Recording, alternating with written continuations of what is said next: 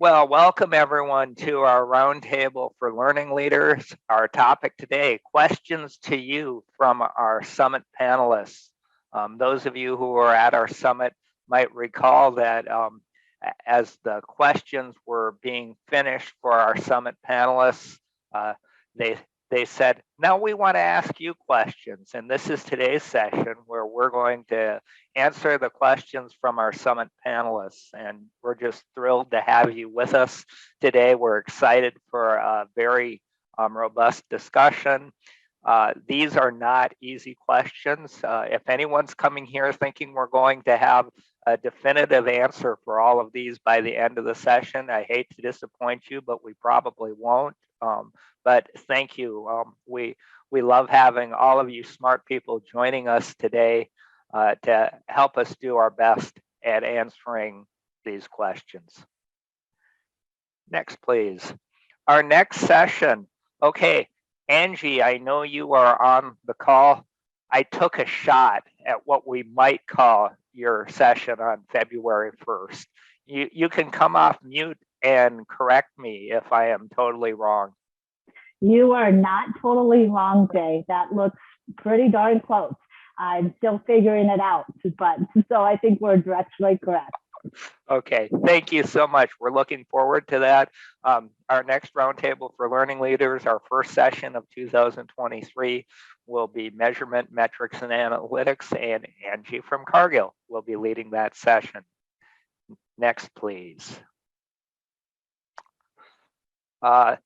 Our Fredrickson Learning commercial. We are a custom learning and development company. We've been around over 30 years in the Twin Cities area. And if you have a learning issue or question, or even better, would like to work with us in the future, we'd love to have a conversation with you.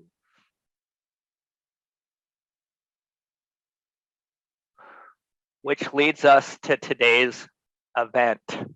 I am going to do my best to moderate and lead the session. We will be sharing 5 questions from our panel members, and we'll be going back and forth between large group discussion and small group discussion with debriefs. And so we're going to go in order. I will ask people to come off mute and share. When possible, please share your name and title and organization. We're not going to go crazy if people don't want to do all of that, but if you can, it helps people know kind of where you're from and what your title is, just gives a little bit more context. And so we are going to start with our first question. And Brandy, if you would come off mute and take Mary Beth's place today and ask the first question. Absolutely. Good morning. I'm Brandy Higgins, and I'm a communications specialist under Mary Beth, MB, at Optum Enterprise Training. Today I have for you, what is the most impactful change you've experienced in the past year with regards to learning or training? Wonderful or not so wonderful, what has impacted you and your team's ability to get work done, to execute for your customers, etc.? Thank you, Brandy. So this question we will be discussing as a large group. We'll encourage people to come off mute as they would like to share. Try not to speak over each other, but I'm not going to necessarily wait for people to raise hands per se.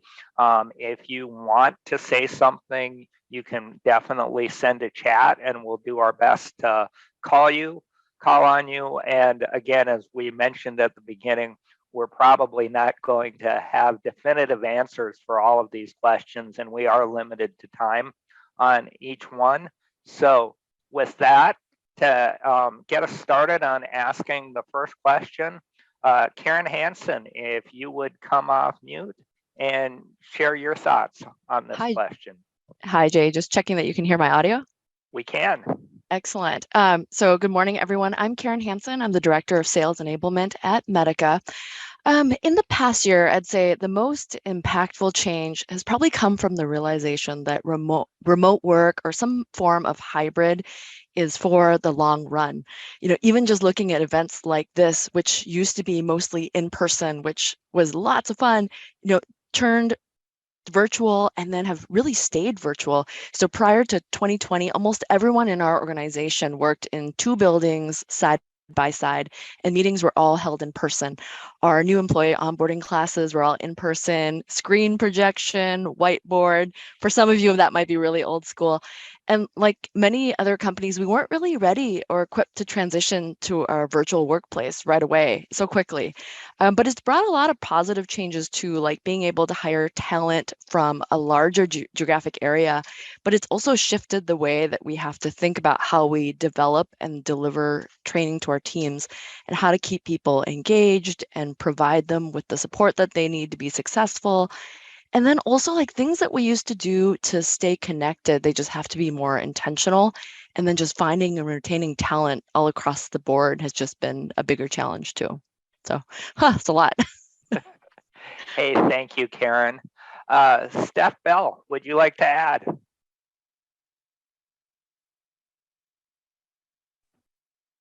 Put me on the spot. Sure. So, hi, Steph Balegi, General Mills, senior consultant internally within the general HR talent space.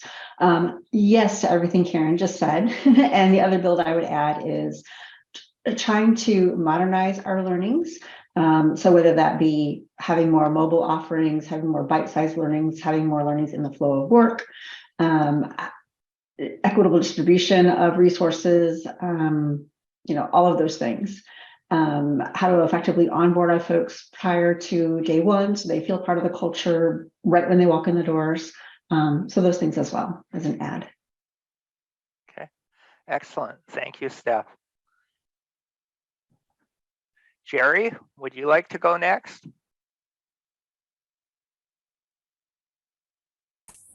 Sure, yeah. I put in the comments that, most of my training career has been in the nuclear industry. I worked for Xcel Energy on running the operator training programs, and nuclear was, it's very controlled.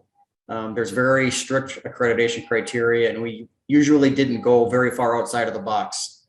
But I've since transferred over in the past year to the non-nuclear side of the company, and it gives us the opportunity to, change things as necessary to fit the business needs, which has kind of opened up my blinders quite a bit to. There's a lot out there in the world that I have not had an opportunity to experience. So, things like recently going to DevLearn and seeing opportunities that I've not necessarily had a chance to experience before has been. It's been a really good experience for me over the past year, and I continue to come to things like this to learn more and figure out ways that we can make the programs better. Okay, thank you, Jerry. Appreciate you sharing. Angie, I saw you sharing. Would you come off mute and share? Sure, I'd be happy to. Yeah, with all of the pandemic and the forced, need to look at different ways of providing training, especially with something as heavily skills-based as our technical training for technicians and mechanics of our products. It has really we've tried to come to a little bit of a standstill, to rethink everything, getting back to the basics of exactly what we're trying to do, what we stand for, what's our goals and our purpose as a department, and looking at all of the processes we do, all of the events that we have, all of the training and LMS and standards, and basically rethinking everything. Nice. Yeah. And Angie, for those of us who don't know, can you share your title and where you're from? Sure. I'm the Service Education and Training Manager for the commercial division of the Toro company. And a lot of people think of Toro as the lawnmower snowblower, but I work for the commercial division, which makes the big mowers and sprayers for some of the coolest golf courses in the world and sports stadiums. So it's a pretty cool gig, I have to say. Thank you, Angie. Yeah, you're welcome. Who else would like to share their most impactful change that they experienced last year? I know nothing happened last year at all. I mean, it was kind of boring, I'm sure, for many people. I can go, Jay. Go ahead. Thanks. At our company, with our learning and development space, we mostly train our call center folks for LHA. So what we decided to do is taking our curriculum and updating it, flipping it, and then also incorporating a new LMS system. So we are using a Lego. So that was a very impactful change to do that. And a lot of rethinking, not only the way the trainers think, our managers, of our trainees think, our trainees, all of that, right? So a big thing to do. All of our surveys, though, when we're gathering data and such, it's been very well received. So it was great, and it's full steam ahead. We're still utilizing it. I would say probably 80% of our curriculum is now within this platform. And it's just, taking everybody to get that buy-in and kind of show those results has been a lot of work, but definitely worth it. Wonderful. Hey, thank you. And again, for those of us who don't know your position and company. Yes, I work at Thrivent, Tara Parkhurst, and Learning and Development Manager. Wonderful. Thank you for sharing, Tara. Thanks, Jay. I forget. I know you know me, and then I forgot that no one else does. So we can't all know everyone, no matter how hard we try, especially in a virtual environment. Angie, I see that you're willing to share. I am. This is the other Angie. I got nervous when you called on me the first time, but no. My name is Angie Ballinger, and I'm a senior director at Cargill. I'm responsible for learning, data, and analytics, as well as our global capabilities curriculum. And of course, I have to mention data as the most impactful change that we've seen at Cargill in terms of learning. We rolled out what we call our Data Mart dashboards a year ago, so October of last year. And it's just had a huge impact to our customers, the employees, managers, and our stakeholders. To date, we have 500 different employees who've accessed our dashboards in the last quarter. So approximately 500 people per quarter are accessing our self-directed dashboards where they can get insights, and they don't have to come to me and my team to get those insights and the data that they need. So it's been really fun to see the growth of data capability within our internal clients and customers. Thank you, Angie. Yes, I use first names because I rarely use last names, and then I often mispronounce them because I rarely use last names. So sorry about scaring you right away, Angie. David, you shared. Would you be willing to go next? Sure. David Beck O'Sullivan. I work for Marvin Windows. I'm the Senior Manager of Learning Experience and Strategy. For me, for us, our industry pre-pandemic was all instructor-led, live. We would either go there or they would come to us. And then obviously the pandemic changed that dramatically to get into blended learning, which I think a lot of people, in windows, doors, construction, and so on, thought we would shift back once, quote unquote, everything was over. And, our biggest thing that we've been managing through the last year is the fact that we are not, and that there is an advantage to blended learning and the way that we are doing things. We are trickling in some more ILT for the right things, but it's really just kind of getting people used to that because, people in our industry have been in that industry for 20, 30 years. And so change sometimes is hard. And so just managing the change aspect, getting people to understand and see the benefits of the way we're doing things now has been, our biggest, one of our biggest things. Well, thank you, David. Appreciate you sharing. Georgia, you're volunteered to go next, please. Yeah, thank you. So my name is Georgia Sandal. I work at 3M. And I'll say personally, one of the biggest changes is I went from finance training and development to our industrial sales training and development. So training and development manager and our SIBG, Safety and Industrial Business Group. So beyond that personal change, our organization switched LMS. So now we're on SumTotal. That's been a huge one. And like many have said, getting everyone's mind to wrap around that we're not back instructor to instructor-led training, even with our tools. So we've got a lot of physical tools that we're training on, and how do we adapt that and get people to accept and understand long-term? How can we be agile, get the education to the people when they need it? So there's been a lot of mind framing. We've also added a channel of training for our, we'll say, underserved population, which is our existing reps. We haven't been good about continuing education, so we've added that into our portfolio this year as well. So it's a lot of different changes going on at once. That sounds great. Georgia, thank you for sharing. And we do have a sales enablement circle. So you may be getting a call for a discussion or a topic in the near future. Tori, if you would bring us home on this conversation for this first question, if you're willing to share. Yeah, I would love to. So Tori Hulse, Director Enterprise Learning at Target. I was really proud over the last year. We just rethought what our centralized learning team looked like in service to the more localized learning teams across the organization. We had a very centralized model. And so unlocking a lot of what our central learning team can do, the tools we have access to, the skills that we have, and starting to get that out into the organization. As I'm sure we all have really smart people throughout our organization. So how do we unlock their expertise and give them the power, the tools, the access, and autonomy to do more learning for their areas? So just leaning in a lot more to peer-to-peer learning, sharing of resources, even increasing access to some of our tools that were previously only for your L&D team. So authoring tools or platforms to publish your content that might be relevant for sharing in more localized areas. So we have a very long way to go there. It's not easy to do, but it's been a really beneficial shift to see, and we're able to have bigger impact when we leverage those arms out into our total ecosystem. Thank you, Tori. Well, good job, everyone. That's a pretty good discussion for the first question. Appreciate everyone sharing. Mark, can you move us to the next question?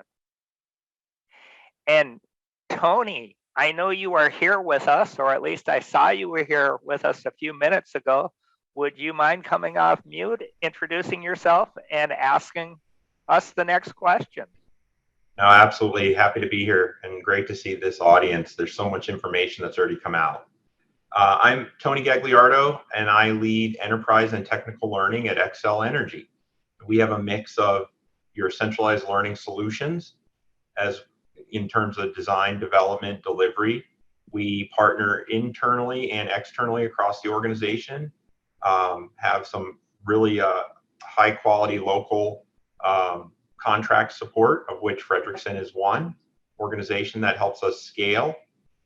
We manage both technical learning as well as non-technical learning across the enterprise. And one of the things that, as I've worked in different organizations, I've always found challenging, and it really goes to the last response, is how do you provide equitable access across an enterprise and ensure that you're prioritizing the needs? Because as we all know, there's never enough to go around. So we have an approach that we utilize, but I'm sure it can be improved upon. And I'm just curious, as for the learning leaders on this call, what strategies are you using to transparently prioritize the projects? And how are you integrating those business leaders to ensure operational success? Wonderful. Thank you, Tony, and thank you for asking the second question. We're going to transition into small group breakout sessions, and we'll run those sessions for approximately 10 minutes, and then we will pull people back and we'll do some key findings that people shared with each other. And so with that, hey, our illustrious producer, Mr. Cunningham, have I stretched long enough to get you time to break us into breakout groups? Did great, Jay. Again, everyone, feel free to download a copy of the question or take a screenshot, and we'll see you back here in about 10 minutes.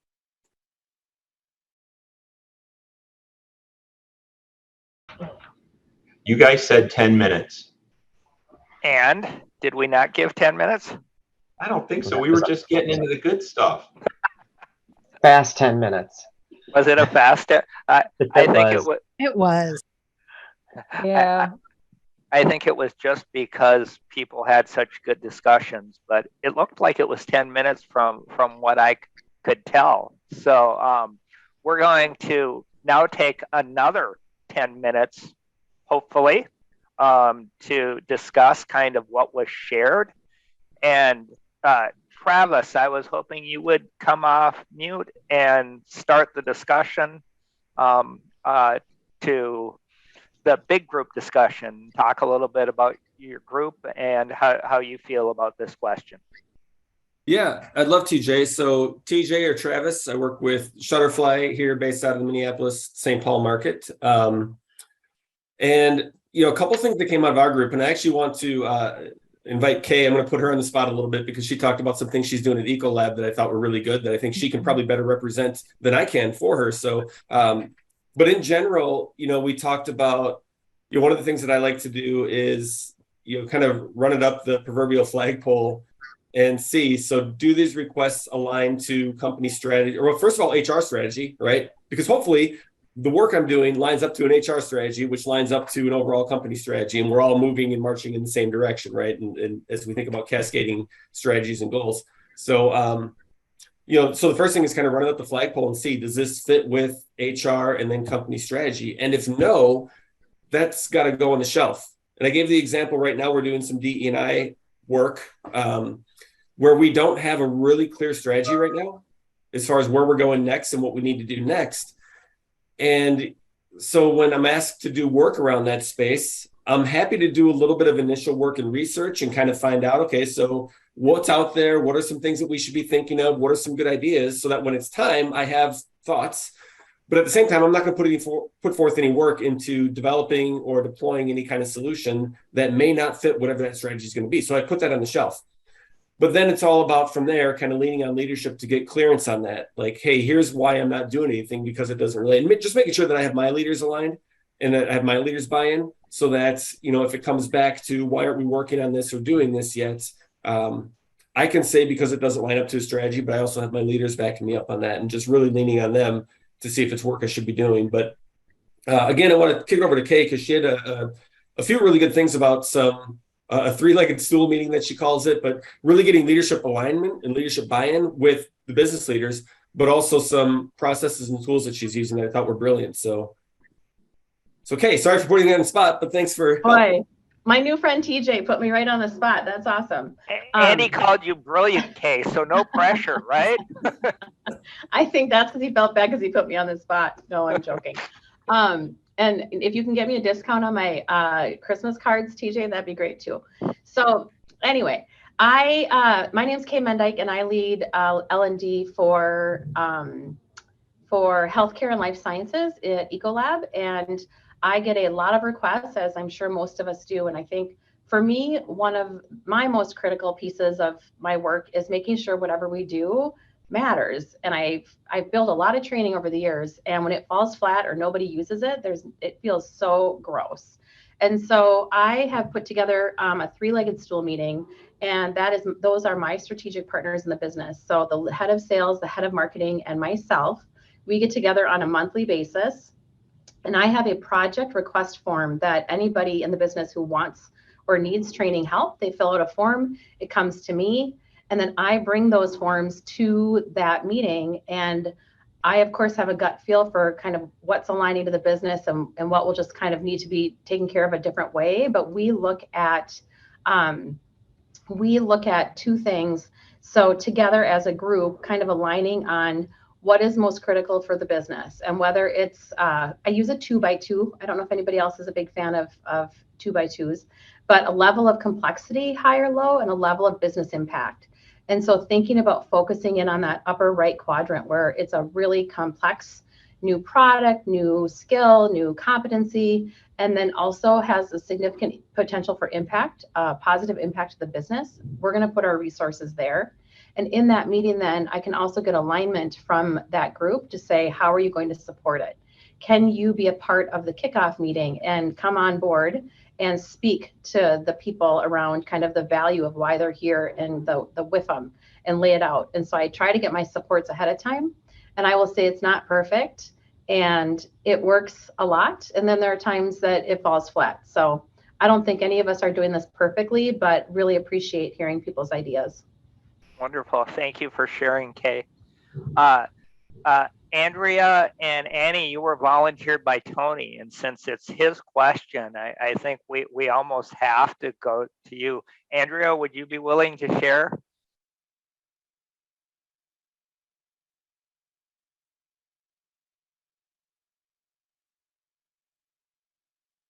Sorry, I could not find my mute button. I was in like a million different windows here.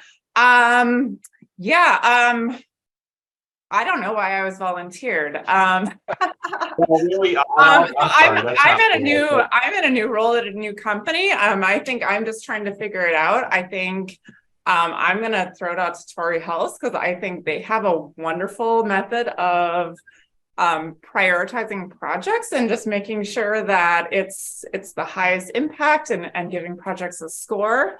I was able to take that and kind of make my own kind of prioritization matrix at my last company. So sorry, Tori, I'm gonna send it over to you. Well, and Jay, I'll just share that the essence of what Andrea shared and what Annie shared is really in that objective and transparent evaluation and communication of value to the business. And that's the part that I think was common with them, and I believe probably common with quite a few folks. Thank you very much. And I think Annie appreciated that because she had the look like, Jay, I don't really want to share, so I hope you're not going to force me to do it. So Annie, you're off the hook. Hey, Tori, would you be willing to share since Andrea kind of did a relay question to you? Sure thing. Thank you so much, Andrea. So I am over here laughing because I told my group that Target does not do this well and that we need to improve. I will share the bright spots are the system and process we have in place for understanding what the project is and seeing that project all the way through its life cycle. So we use Smartsheet. We have common processes for intaking, for categorizing the intake. That is really strong. The system is strong, but the actual prioritization, so our ability to say no or not now, is not as strong. And I think that's where it falls apart because you end up servicing needs that maybe aren't the highest business impact, or you maybe end up servicing needs that we do them because there's capacity on the team versus it's the actual, right thing to do in this moment or add the biggest value. So I am listening to those who have better kind of prioritization rubrics, and it's more than just the score, I think, right? It's the actual conversation and alignment, TJ, like you mentioned, to your HR strategy, your enterprise strategy. And so I think our system is good, the tools and processes we have in place, but where we fall apart a little bit is the actual ability to say no or say yes to the highest priority things. Well, thank you so much for sharing, Tori, and thank you for the honest appraisal to say that you don't think you do as good a job on this as you might, because I think we all struggle with this.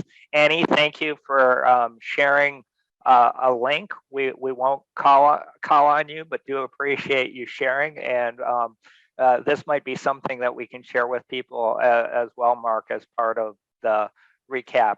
Do we have anyone else who would like to add to this topic before we go on to the next question?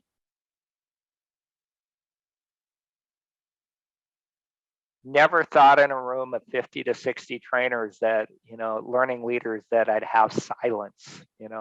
Generally these are people. Just one thing I'll add, Jay, and the okay, reason great. that Thank you, Tony. The reason that I asked this question is because a lot of organizations are finding that over the last year or two, there's a greater proliferation of the types of training that we've spoken about. And with that comes a greater cost. So you've got greater demand, you've got an increased upfront cost. Now, we're servicing a lot more learning experiences across the organization. And as such, everybody wants to do it for what they thought they could use to get it done for in terms of staff and in terms of budget. So organizations I have found are either centralizing that budget or just scrapping with each other's individualized budgets, which is inefficient. So having a standardized matrix that you can use to prioritize a transparently available budget gives everybody the opportunity to understand where the organization's priorities are and not cannibalize off of each other, especially if you have a centralized design and development capability. We use a strategy and a prioritization where, just like Annie, just like Andrea, where we essentially gather requirements, and whether we do that on an annual basis or an ad hoc basis, we actually do both. We have 3 levels of prioritization. We have priority 1, compliance, you have to do it, or there is some incipient risk that can be communicated, OSHA fines, risk to the organization, et cetera, et cetera.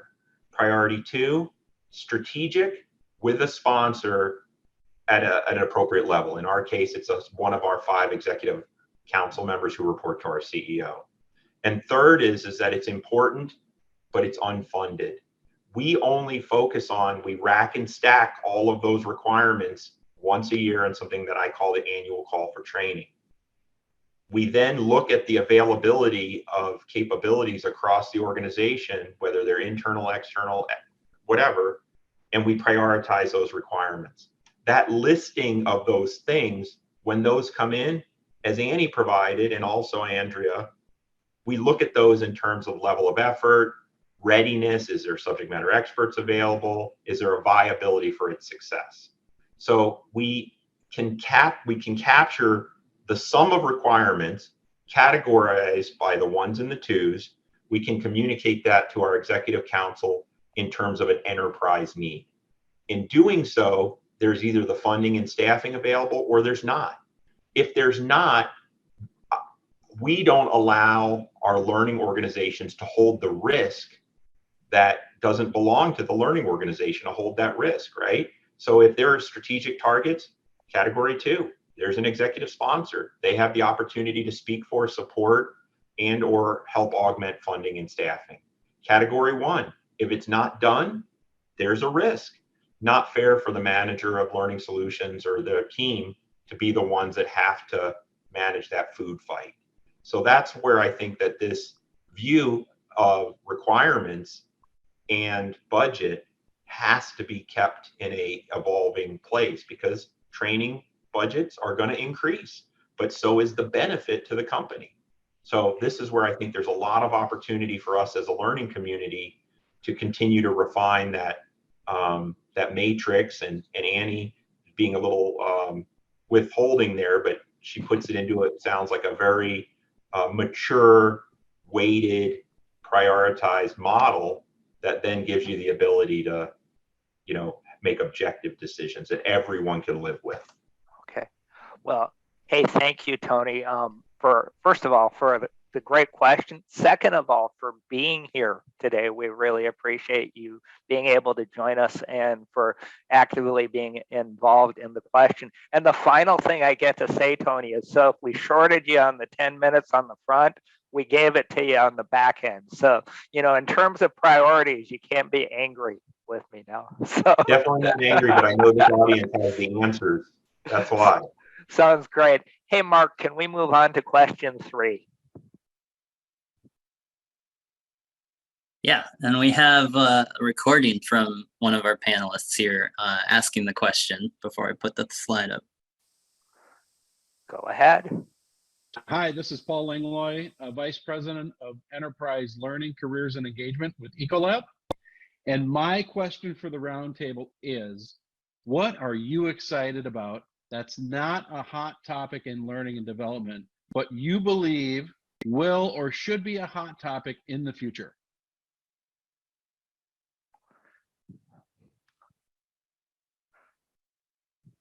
So that moves us on to our third question.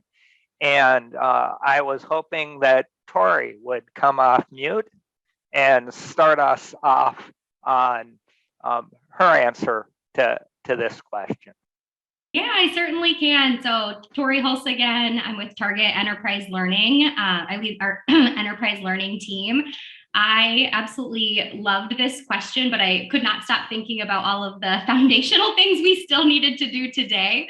So my answers might come out as a little foundational, but I'll talk to two that really came to mind. So I know that skills are probably on much of our minds today. I know that is the topic du jour. It's something what we're all trying to figure out.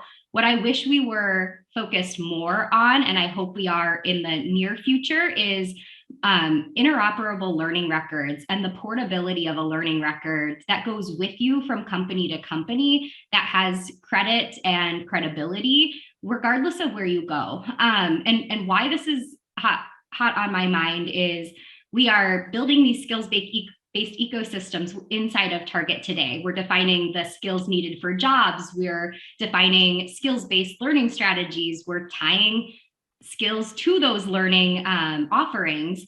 And you're getting a record of what you're learning, but it doesn't go anywhere. It stays with you at Target.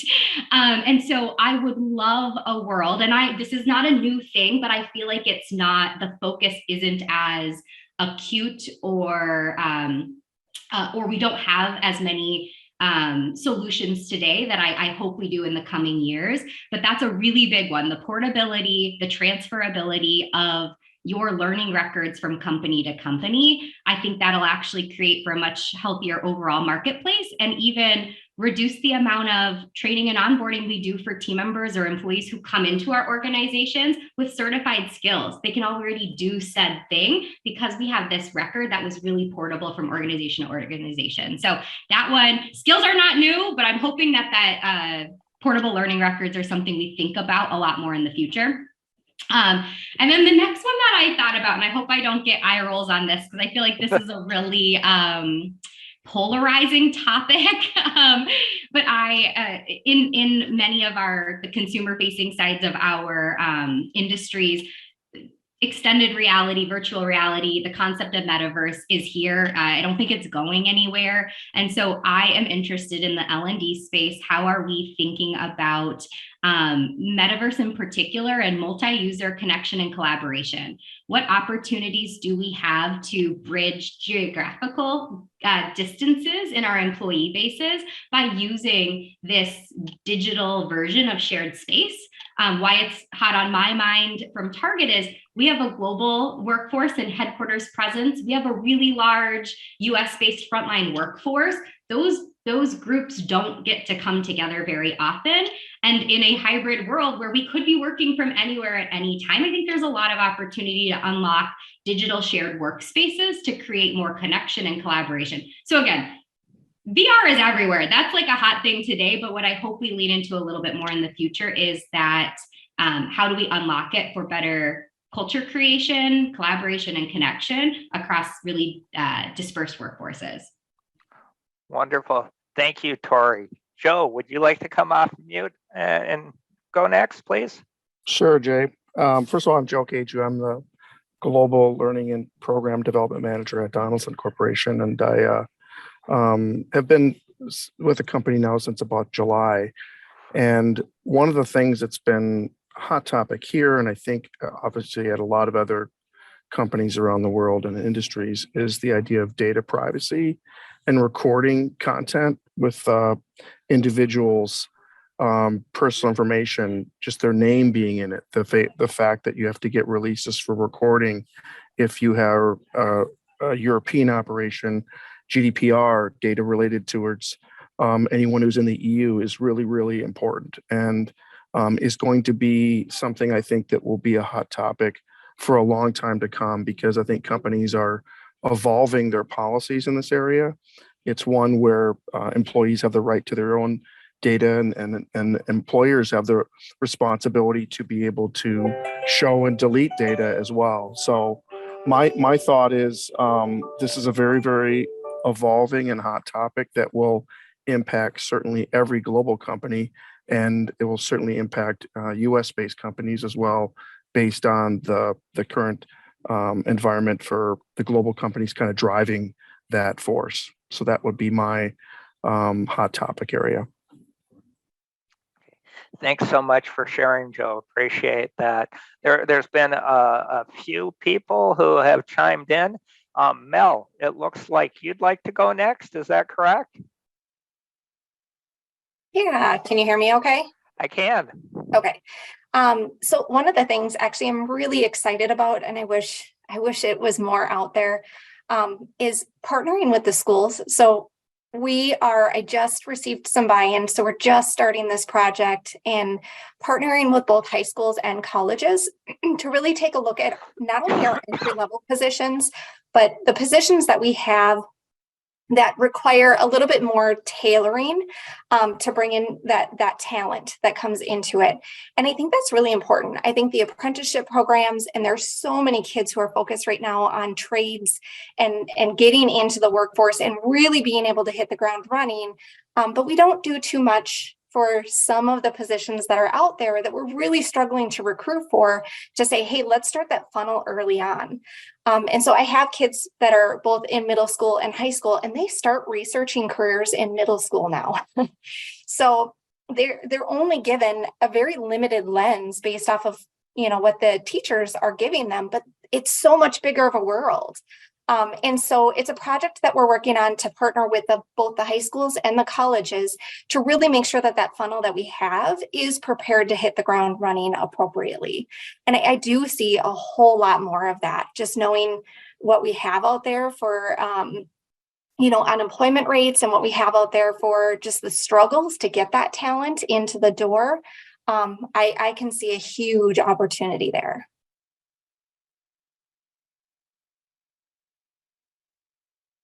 Oh, Jay, you're on mute. All right, thank you. I was thanking you, Mel, so I wanted to do that in secret. No, hey, for those of us who don't know, Mel, will you please tell us where you're from and your title? Oh, yes, I'm so sorry. I am from the Org Effectiveness and Leadership Development Department at the U of M Physicians. Okay. Thank you. Thanks for sharing and thanks for volunteering, Mel. David, if you would come off mute and go next. Sure. Thanks, Jay. Again, David Beck-O'Sullivan from Marvin Windows. For me, one of the things that we talk a lot about is we just have so much knowledge within our company, within our industry. Again, it has a lot of long legs, but that is really just dispersed and centralized in a few locations, and we really don't have great knowledge management and ways for people to share that knowledge effectively. And so I know for us, a hot topic is going to be that, from a training perspective, we can only go so far. I always tell my team, it's like we train the 70, 80%. And there's that other, piece. We just can never go into that much detail. And so how do we get people to contribute? How do we get people to share that, knowledge that they have around different situations or different, deep questions and so on, so that, we're filling in those gaps, but utilizing the whole versus, everything coming from L&D. So for me, I think that's a, really critical, thing. And I know there's a lot of knowledge management platforms out there and so on. There's got to be better ways for us to be able to increase both the collection of that knowledge, so we have it and we can keep that. So as people leave organizations or, retire or whatever that might be, we have that. And then second of all, how do we increase that collaboration and usage of those types of systems so that people can, self-serve and help and get those answers that are not provided by the L&D team. Okay, thank you so much. A couple of people raise their hands. Thank you for sharing that, David. Alistair, I'm going to leave yours for just a bit because if we don't get to it in this question, I think it still fits for our next question. Brad, would you be willing to come off mute and share? Yeah, actually, I was going to say something very similar to what David said. Oh, I forgot to introduce myself. I'm Brad Banwart. I lead knowledge management and learning for global supply chain at Medtronic, and we're exactly what David just talked about. We are really working on kind of the future employee experience that creates an intersection of knowledge management, learning, community, and intelligence. And how do we make sure people have one place to go to get everything they need? How do we, identify learning needs based on knowledge behaviors? And how do we use AI and machine learning to proactively suggest learning, performance-based learning to people who need it at the time of need instead of, relying on them to go find it or having their manager assign it to them? And how does that whole ecosystem all fit together to deliver the best employee experience and make it easy for people to get work done and to learn the skills they need? And so that's what we're working on at Medtronic. I can't say we totally figured it out, but we made some really good progress in the last 18 months, and we got a long way to go. So we're pretty excited about it. Thank you, Brad. Hey, let's move forward. We're getting to the first part of first hour here, and we've got 2 more questions to go. Let's move on to our next question. And Alistair, I have you in the queue to be one of the answerers for this next question. Mark, can we move forward to the next question, please? Yep, you should see it. I hope. Sean's. Okay. Will you read the question for us? Oh, please? yes. We don't have Gotcha. Sean Yeah, with we us don't today, have. Mark. You're right. Okay, so Sean's asking maybe a different side of the same coin to Paul's question, but in your opinion, what should be our biggest priority as learning leaders to prepare for the future of learning and development? Thank you for playing Sean wonderfully today, Mark. I'm going to ask Angie from Cargill to answer Sean's question for the first, and then after Angie is done, Alistair, I'll ask you to go next. Yeah, I have 2 things that I'd like to share as far as our biggest priority for learning. One is at Cargill, we're really thinking about the federated learning model. And we talked about that earlier in this conversation, but how are we ensuring that there's equal opportunity to learning across Cargill, given that my team and the COE, Learning and Development Center of Expertise, is really focused on key priorities, meaning we can't work on everything. And so how do we equip our stakeholders, our employees, our managers, our friends out in the various parts of Cargill to also help in owning learning and development for their specific areas? Can they build a pathway or a video and put it onto our platform of degree within Cargill? So there's how are we really making sure that we federate our learning approach? And then, of course, secondly, data. I'm always going to go back to data. It's a passion of mine. With digital learning, which we were all forced, to move towards because of the global pandemic, we have an abundance of data at our fingertips. And if you're not making use of that data and pulling insights from the various platforms you're using to show the value and the impact of learning towards your Cargill or your company and Cargill priorities, then you're missing out. And so I think really getting our arms around the data and starting to tell stories with data about the impact is one of our biggest priorities at Cargill. Hey, thank you for sharing that, Angie. Appreciate it, and we're really looking forward to your session on February 1st. For those of you who may have noticed, I was going to try and make it through the session without a big gap, but this was supposed to be a small group first, but we're getting a little short on time, so I'm going to keep the last 2 questions still as big group. And if it's okay with everyone, and with that, I'd like to ask Alistair to come off mute and to share. I should have had you after David, to keep kind of the former Best Buy people back to back, but I messed up on my chance there. Well, yeah, you should have just me, TJ, and David, and then there's Nick as well as 4 of us. I guess priority-wise, Jay, what I put in the chat was more a wish list. Could we create some form of AI self-service? It ties in a little bit with Angie's comment about having leaders owning L&D. One of the challenges we have at Alena is we have training is always the problem and then the solution. And we have a vast amount of requests that are pretty simple to solve, but they clog up our intake and clog up our learning designers' time. So I think from a priority perspective, self-service, where people can create and develop their own, allowing L&D to focus on higher value, high impact projects would be, something that I would love to buy if it's cheap and if it's cost effective, not cheap, cost effective. From a priority perspective as well, it just ties in a little bit with, something I've been banging on about for ages, is continuously making things more and more accessible for everyone to do what they want, when they want, and how they want. I've talked about that on a regular basis.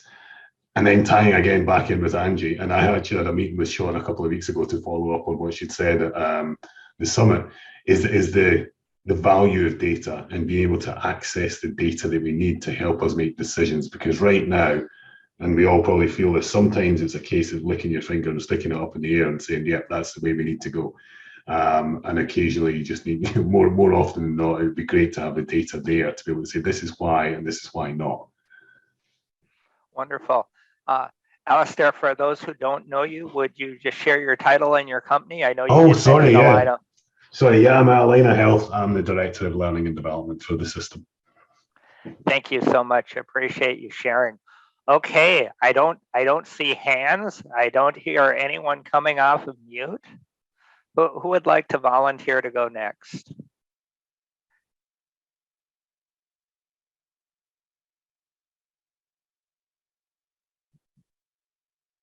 Anyone? Oh, there. Jay, I can go. I'm okay. Go just ahead, Bridget.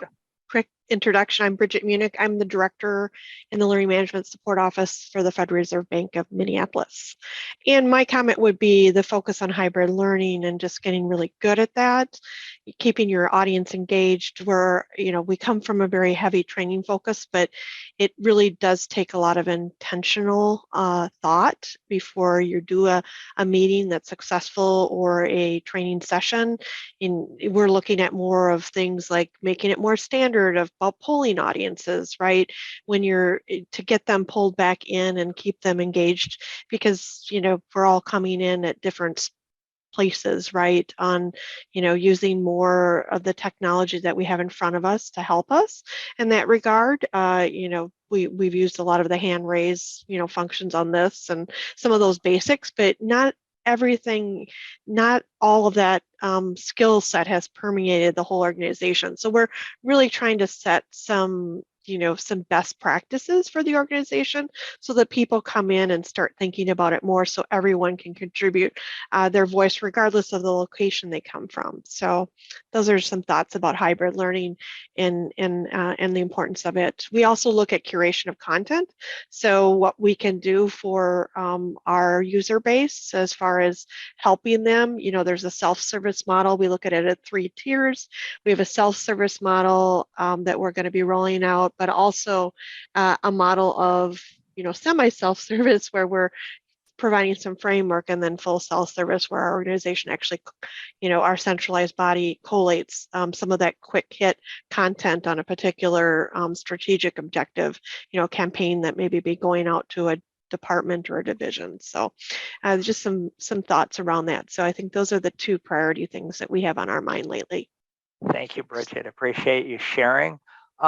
Mel, do you want to go next, or is your hand still up from last time? I can't tell for sure. I'm so sorry. I'm busy taking notes and forgot to put it down. Okay, well then, Jill, you've got a great chat out there. Would you like to come off of mute and share, please? Sure, I can basically say what my chat said, I suppose. I've really been thinking a lot lately about where is L&D going? Like, what is L&D going to look like in the future? And it seems that we should start with what we know about our learners and what our learners need and what we need to motivate and engage them in order to ensure that L&D is successful. And I wonder if that is going to mean a shift to more performance support, more, it used to be called fingertip knowledge, more just in time, being able to just get what you need when you need it.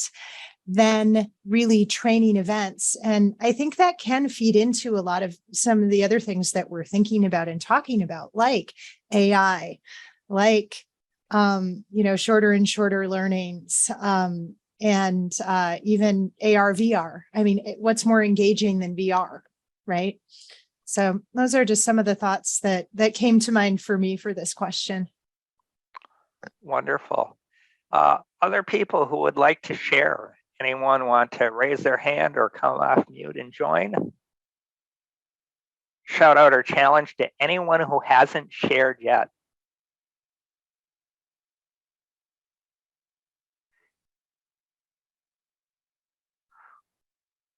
Well, then I will just say, as many of you know, I am also a measurement and data nut. One of the things I do miss at Fredrickson, working at a smaller company, is not having the access to the big data that people have.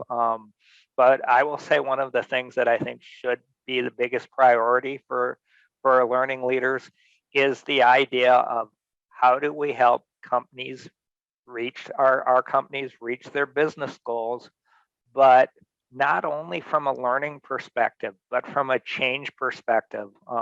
Angie has heard me talk about this a lot, as I get ready for my measure training results class through the University of Minnesota. But the idea of measurement can actually drive change. And the idea that we do a lot of work to get people ready for an initiative, but that we don't necessarily always have a strategy for what happens after the initiative, after go live in a project or after a product is introduced. And so really taking our role in owning some of that after training and after a go live, after a project and initiative, and really helping drive results in the organization and helping them plan that way. With that, let us move on to our last question, unless someone would like to volunteer to answer this question one more time as a final statement before we move on. Then Mark, take us to our last question, please. All right, we also have a video for this one, a recording. Hi, I'm Roz Hai, Vice President for Talent, Learning, and Work Effectiveness here at Thrivent. My question for our roundtable is, how can learning and development support our companies and our employees better upskill and reskill in support of this 100-year life trend?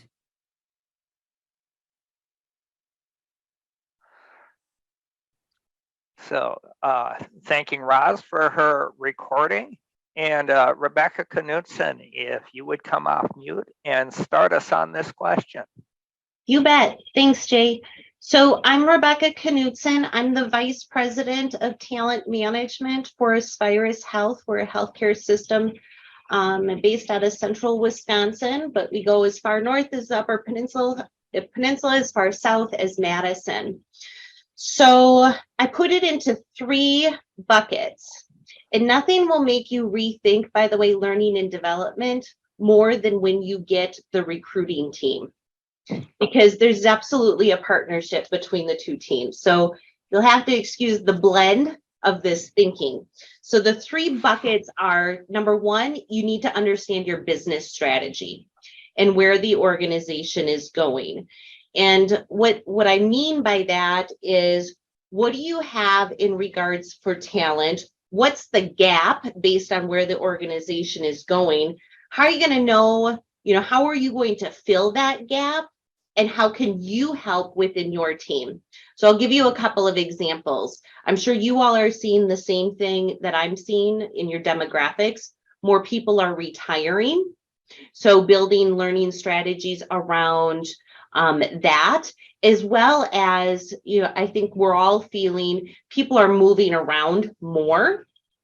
And when I look at our turnover data, I'm seeing career opportunities and growth opportunities. So really using data and the strategy to understand where your priorities should be. And then filling the skill, filling your toolkit with whatever skills we need to build. Josh Burson has some great research around this in skills matching. I think the second thing we have is fostering different thinking and helping bust paradigms. We are really in a unique situation in that we have more visibility to an organization and in the ins and outs of an organization than some other departments do. And when you marry that with the strategy, you can help foster that growth mindset and busting paradigms.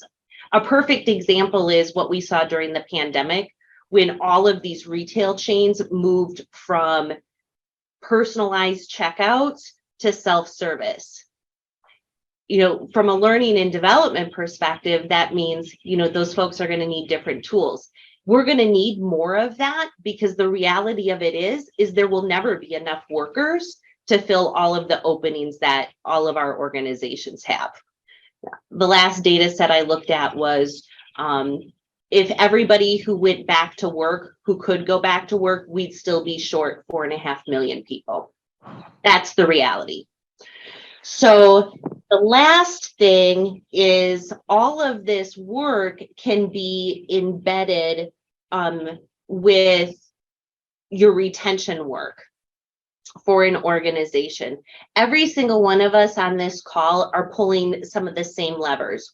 We're all looking at retention. Our organizations are all increasing wages. We're all talking about career growth and development. So how can you differentiate yourself when everybody's doing the same thing? And part of that is through that reskilling and upskilling. Jay, I think I went over 2 minutes. That's okay. Thank you. Thank you for getting us started. I think upskilling and reskilling personally is one of the biggest challenges for learning and development.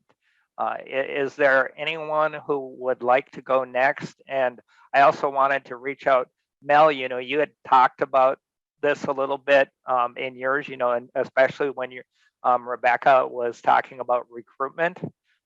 Is there anything that you'd like to volunteer to add on this one potentially, Mel? Yeah, I think the biggest thing for me is as I'm listening to Rebecca speak, it was, it's really funny because one of the biggest gaps that I found is we're not teaching our high schoolers, we're not teaching our middle schoolers, we're not teaching the workforce that's coming in, that will be there soon, what this means for them. What does it mean to upskill? What does it mean to reskill? And I think so many people get into the workforce and they don't know what this means. They don't know how to do it. In high school, in middle school, in elementary, they've been taught one way.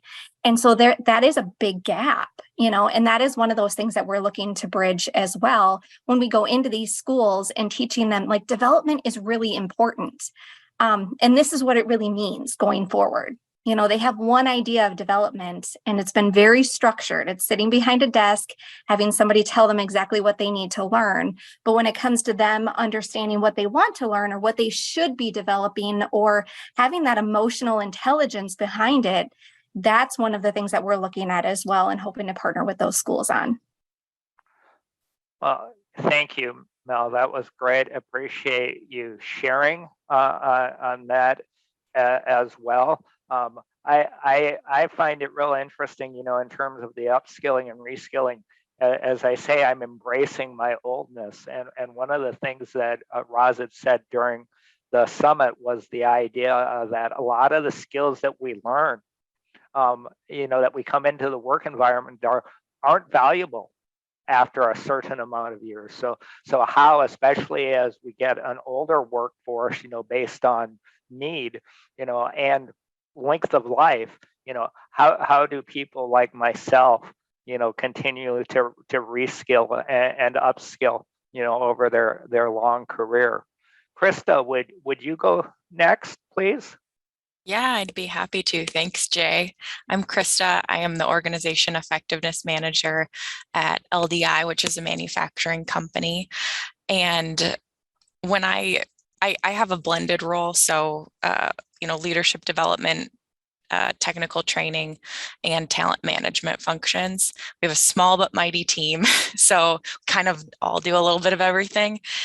So I can't help, just like Rebecca, to put on all of my hats when I hear these questions. And I think, there's obviously the content side to this question, which is, having the right resources. And I think that point has been really well made already. And I think what resonates with me, or what we've been really working on, is trying to make sure that those one-on-one conversations with the manager and the employee are really effective, so that it's not just about, we can't make every structure in the world to say, here's the path to this, to this, to this, to, I think they want that, but it's just not feasible, at least at our company, to build everything. So we need to really lean into our leaders to make sure that those career conversations are frequent, and that we're also opening up possibilities and putting it in the hands of the learner to drive their career, which requires, like Rebecca said, such a big mindset shift, because I think we have a lot of people at our company that are saying, hey, you should promote me, you should put me in these next positions. Like, what has the company done for me lately? And I think that's such a big mindset shift for them to say, hey, we've got these resources for you. Now we need to work with you on finding the right ones, some of them internal, some of them maybe external, that can get them there. I would say we're definitely on a journey there. It's not like we haven't achieved nirvana. Thank you. Thanks for sharing, Krista. Very much appreciated. Alistair, we'll try to make sure that we save the chat and that we can get this TED Talk out. Would you mind coming off mute for just a few minutes and giving us like a 1-minute summary of why you shared the TED Talk? Yeah, absolutely. We saw this guy at an ATD conference a few years ago. He's a professor called Sugata Mitra. And his hypothesis was that schools, and this ties it directly to what Mel was talking about, schools are outdated and how people learn has changed. So this is his study into putting a PC in a slum in Calcutta or Mumbai, one of the two, and children teaching themselves how to learn. Ties directly into being able to upskill and reskill without the need to, here's a formal program. It's just a really interesting way of looking at it. How you actually should think about learning in the future. Thank you. Mark, can we be sure that we share the chat? Save the chat, not share the chat? Yeah, of course. Okay, and then we'll work at pulling, we've got a lot of great things in this chat, so we'll look at how we share in our thank you. Hey, Robin, you made a great comment, but I also know that you're fighting a very bad cold. Are you willing to come off mute and try to share, or would you prefer not to? Hi, Jay. I can come off, but I'm not going to turn my camera on. That works. Go ahead. I was just reflecting on Victoria's comment about paradigm busting in terms of what jobs are, what they look like, and who does them in the future, and how we can automate some of those jobs, like with the self-checkout. I had just read yesterday that our population on Earth crossed the 8 billion mark. And but where that population growth is happening isn't in the US or Europe. In fact, our populations are declining. So to me, the idea of where do you upskill and reskill also has to involve for what jobs. Where do we want to cultivate skilling and reskilling in our workforce? And where do we want to move towards automation? Great. Thank you. Appreciate you sharing that, Robin. I think that's a wonderful call out. I'm looking for a couple of more volunteers to take us home for the end of the session. Anyone else want to share for upskilling and reskilling?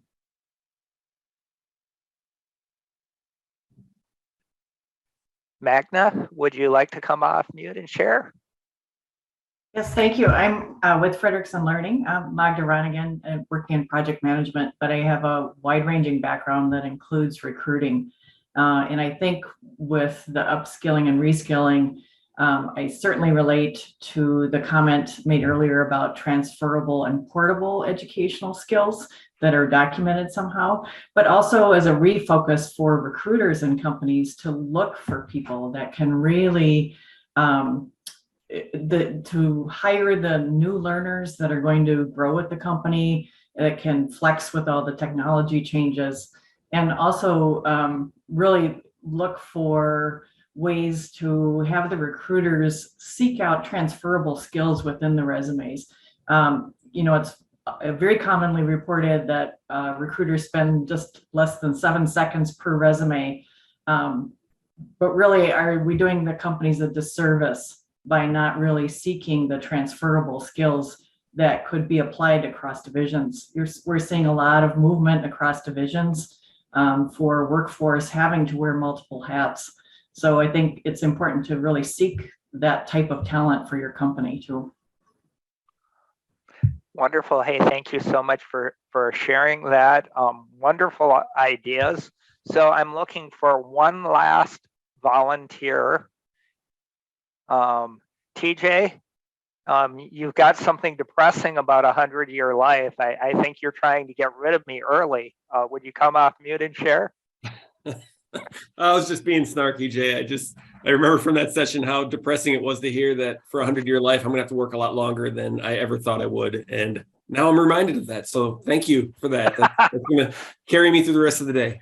Hey, anything we can do to depress people, I always consider that a plus. Hey, I'm going to end it here. Thank you all so much, especially all of you who were able to give us the full hour and a half today of your time. We know everyone is really busy, and just we're always incredibly thankful that you choose to share your time with us, and just wonderful conversation, really engaging session. I think we got lots of great answers. Don't think we answered any of the big questions totally, but I think we made a very nice impact into it. So give yourselves a hand. You guys were the stars today, and we look forward to seeing everyone at our next roundtable on February 1st. Thank you, everyone. Have a wonderful Wednesday.